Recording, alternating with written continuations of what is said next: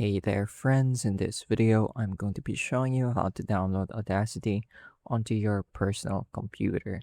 So this is going to be a desktop or a laptop, and this can be Windows 10 or 11. So to get started, open up your browser. I have Google Chrome open, as you can see, and I'm simply going to type in audacityteam.org. So after I've typed that in to the URL bar, I'm going to press enter, and this brings us to the home page. So I'm going to click on here, download Audacity.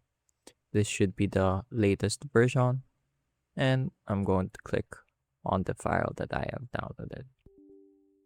So once you open the file you've downloaded, you can start running the installer. It's very straightforward. Just click on clicking next, and everything seems to be in order. There we go. Now, if you'd like to start Audacity, you can make sure this box is checked, which launches Audacity when you click finish.